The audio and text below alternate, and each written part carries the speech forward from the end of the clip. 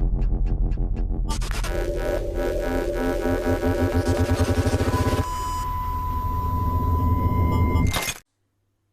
YouTubers, welcome to the channel. I am doing a video on a guitar that was actually gifted to me today by a customer, and it's special because it's a guitar I don't have.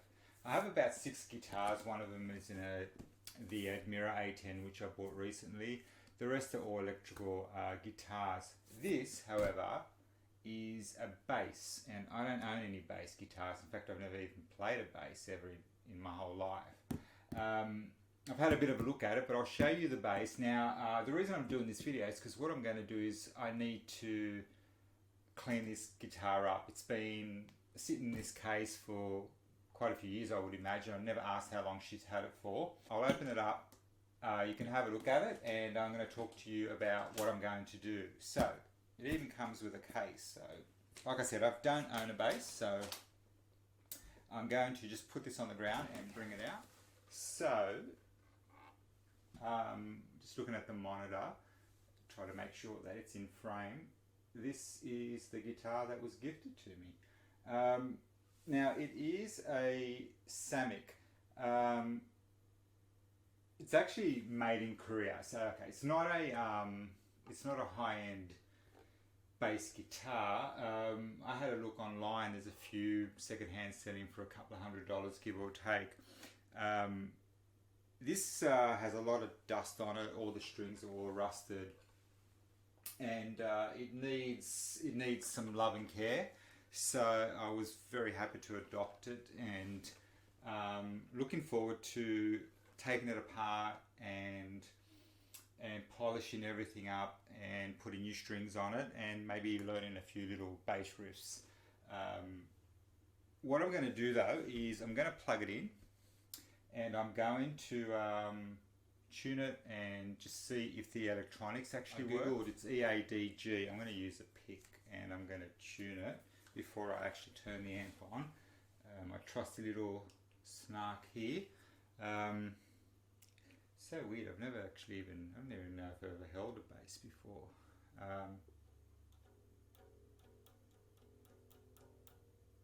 It's not far off tune either.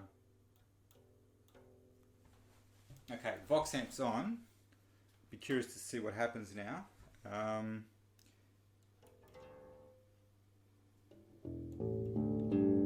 There you go. Works. Now let's check the tone.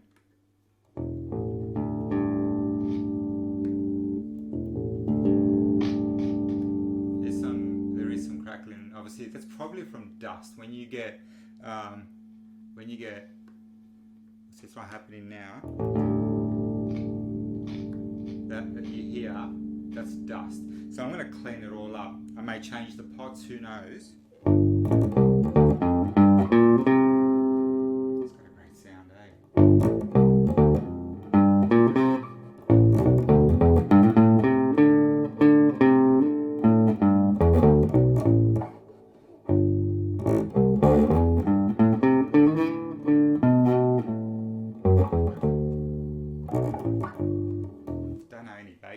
Now I will show you something.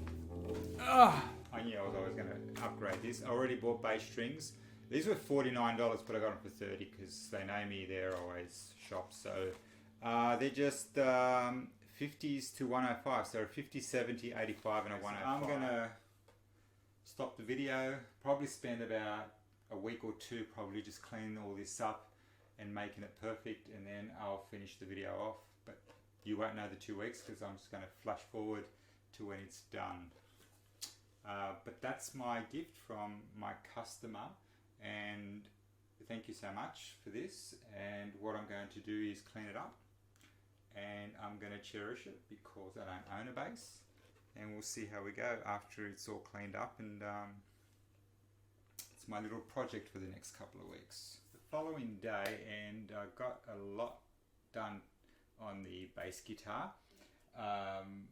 I can't complete it because I've ordered some things online, so I'll just show you what I did. Now I have stripped it down, as you can see. Now you'll be able to see quite clearly how it aged.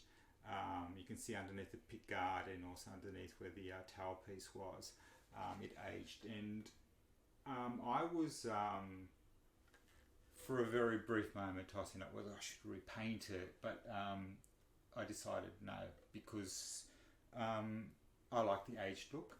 It's the character of the guitar. Like I said, the plate in the back says, 1948. It said something like 1948 or 1958, I think it was.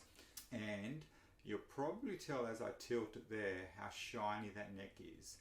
I've polished the frets on the guitar and the neck, and I polished the body. And I took the neck off and did all that, and then I just put the neck back on just now, and now it's a little bit of a waiting game. Okay, so it's been about a week and I've done a few things. A few things have arrived in the post, and I just thought I'd do a little bit of an update. The tuners arrived, as you can see, and I'll tell you a little bit about what happened with the tuners. Now, the plate that the tuner, because the tuners come apart with the screw with the cog is, these are the plates that came with the tuners that I ordered on eBay. Now, I found out something very interesting about this guitar that could be up to 30 years old, which would make it vintage, I guess. Now, the holes almost line up, but because you can actually take them apart, what I did is I replaced the plates with the original plates, which weren't corroded. The reason that these part of the tuners were corroded is because we have oils on our hands, and if people don't maintain things and wipe things down, the oils corrode chromes and things like that. So that's why it's very important to, every once in a while, just get some polish and just wipe down your guitar, because the oils in our hands deteriorate the finishes on anything over time. And I polished up the back plates, which really were never touched by hands, but the actual pins here were. So, and they were also bent. Now, I've got obviously now brand new tuners on here, and really, really happy with that. So the other thing that arrived was the pick guard, and it was loaded with the pickups and the knobs and everything. So all you needed to do was just drop it in. Now this was it here, and I've taken everything off, as you can see. Very, very similar in shape, but the problem is it is not identical. And even though I could probably make it fit, this part here is actually a little bit narrower than the other, and the length is actually a little bit different as well. Now it's a nice pick guard, it would have gone well, and I could have made it work, but because it didn't quite line up, it would have actually, it was compromising the humbuckers as well, and I was a bit worried that the strings then wouldn't line up correctly and so forth. So what was my option B? Is to paint the original pick guard. This is ultimately what I ended up. Now obviously, you know, once the chrome bits are on there and the humbuckers and all the knobs and everything, it's gonna finish off the guitar. So but yeah, this is what the new metallic blue pick guard looks like. Okay, so it's been about another week, and everything that I needed to finish the bass off arrived. There was a couple of things that bothered me, and I will talk about those.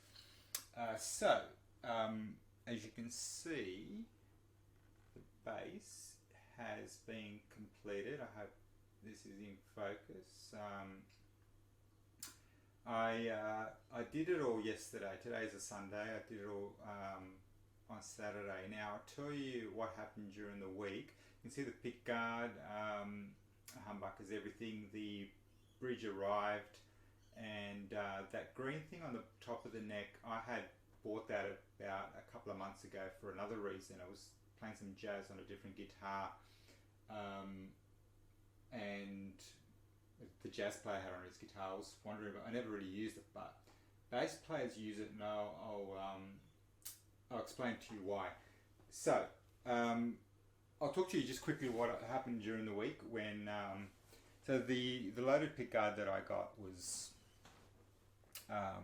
cheap in a sense, where the pots weren't very good quality. I put it together on the Wednesday, and something wasn't right. It wasn't sounding right. It was the electronics. I think the thing is, if the pots are cheap, then the resistance through the pot and the signal is not going to be clear. And I did not approve of the quality of the pots. So ultimately, I guess the loader pickguard was almost a waste, except the humbuckers in here were the ones from the loader pickguard. So the $35 wasn't a complete waste. However, I ordered on Wednesday night 2 quality pots and a jack, and they arrived on Friday. So on Saturday I put it all together. I did all the wiring myself.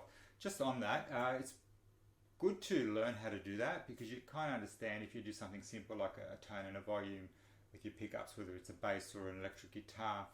There's a lot of schematics and videos on it, so it's good practice soldering. I actually enjoyed the 2 hours I spent soldering everything.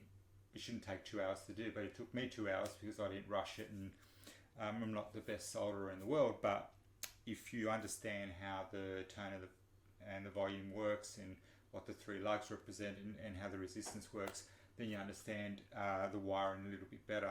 So when the pots arrived, I made sure I had a nice clear head when I put it all together, and what I did basically was, I also shielded the whole guitar. You can't see it, but inside there's shielding you can buy. You can buy this at usually nurseries, and it's you can buy shield in a paint form, and you can paint the whole cavity, or you can get it's a snail and slug tape, and it's kind of like a copper tape, and what people do is they put it around their pots, and the slugs won't cross it, but it's also a shielding tape, so very common in guitars.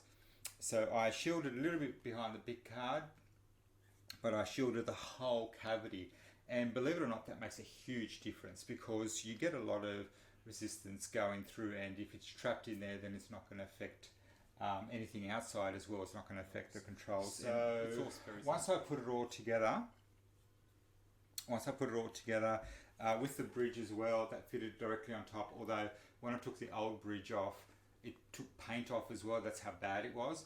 And so I just kind of touched it up, and I was trying to find, I've got nail polish from my neighbour. I was trying to find cream nail polish so I can kind of match it. She only had white, but you can barely see it, but it's a lot better than having flecks of paint off the body. Came very close to considering painting the base like a baby blue or something like that, but maybe one day I may spray the whole body. But it didn't really need it. Like I said, it aged like this. I put a little bit of oil on the back of the tuners, because I found that 2 out of the 4 were a little bit tight, or they weren't kind of as smooth. So that's a little bit of a tip. Maybe 3-in-1 oil. I have a couple of drops in there. So what I did also is I fixed the action on the Friday while I was waiting for the pots to arrive. I went into the music store and just had a look at some of the basses to see what the action was like, because I wasn't quite sure. I'm not a bass player, and I wasn't quite sure whether maybe the action on a bass is a lot higher than standard because they use their fingers. But I found that it wasn't quite really that bad. It was pretty similar to a guitar. This is a little bit higher than my guitar action. Having said that, I think I should be adjusting the truss rod ever so slightly, because it is still a little bit high. Not much, but just enough where I feel like I could probably improve it one day. The other thing about a bass I noticed is, and I watched a few videos yesterday and earlier today, basses are very low frequency. So one of the most common things is you hit a string and everything vibrates because of low frequencies. If you think of a subwoofer in your stereo system, it travels through. You can feel it through your body. That's what a bass does. It's all the low frequencies. So one of the most common things, and that's what that's for here. And what it does, sometimes it absorbs and kind of mutes the strings in a sense, so you don't kind of get a lot of vibration going through. Now, there are bass-specific amplifiers, and the reason you really shouldn't use a guitar amplifier on a bass, especially a really cheap one or a very small one, is because the low frequencies can actually wreck the cone of the actual speaker. My box is very expensive, and I'm very conscious of the fact that if you feel like your bass is, you should never turn a guitar amplifier. You can play bass through a guitar amplifier.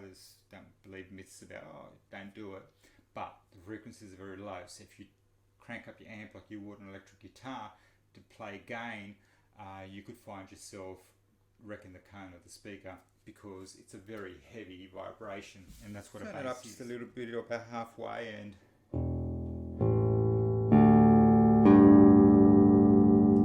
feel the vibrations. And the tone pot, if I go all the way to the other end.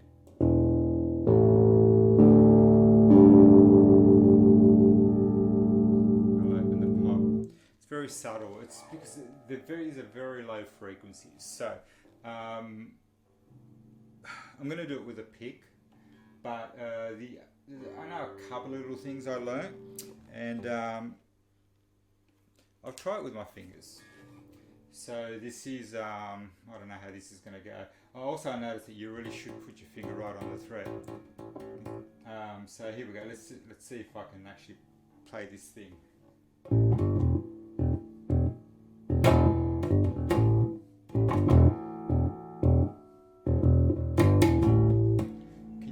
Banging of the string, so that's me being a novice at it. A proficient bass player knows how to kind of mute his strings and avoid stuff like that, but that was obviously another one bites the dust. I'll show you the difference when I'm using a heavy pick, but I'll show you the difference, the amplification that a pick does.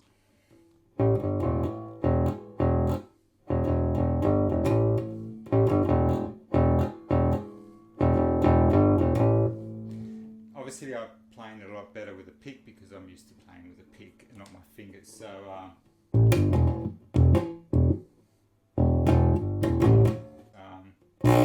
whoops, that's a case if you don't hit near the fret. You got to hit, see, right up the fret. And that's another thing, these frets are so wide, it's not as easy as you think playing a bass.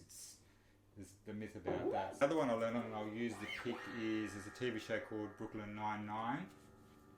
I think I've memorised it, but I've only been playing it for like the last 5 minutes before I started recording this, so I have no idea if I'm going to remember it, but we'll do it slow, see if I can do it.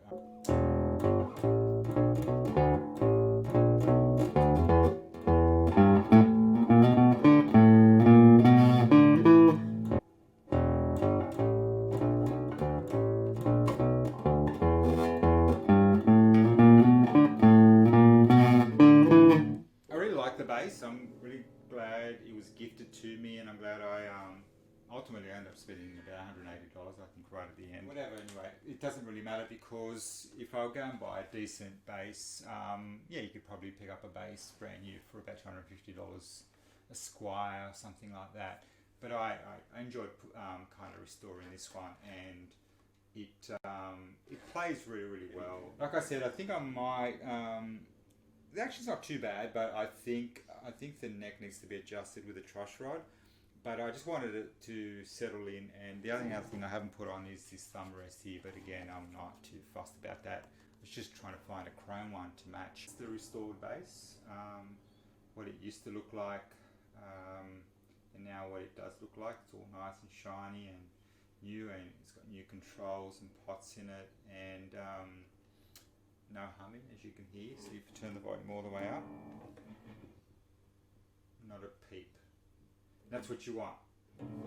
That's what you want. You want no humming, no noise, and if you take the time, even if you buy a bass and you think you're getting interference, take the cover off, get some shielding tape, shield the whole thing, and on the back of the pick guard as well, and trust me, it'll probably solve all your humming problems. The other reason it may hum is if it hasn't been grounded well on the bridge, and you can always take the bridge and have a bit of a look to see, make sure that they did that, and there should be a wire exposed. Everything should be grounded really well. Most times you get humming, it's usually a grounding thing, and a shielding thing is the two main causes for humming. So anyway, that was the restoring of the Samick bass from established 1958 Korean bass, and don't think they make them anymore, but like I said, this was I think worth the time and the few weeks that I spent on it, and really happy with it. I don't know if you can actually see as close. Just got to bring it. I don't have it on autofocus, so I'm not quite sure. So that's it. That's the video, and I hope you enjoyed it. Keep slapping that bass, as Davey 504 would say. I'm going to turn the camera off because it's hot, and I'm going to practice the bass a little bit because I want to enjoy it now that I've spent the time to put it together. Thanks for watching. See you later.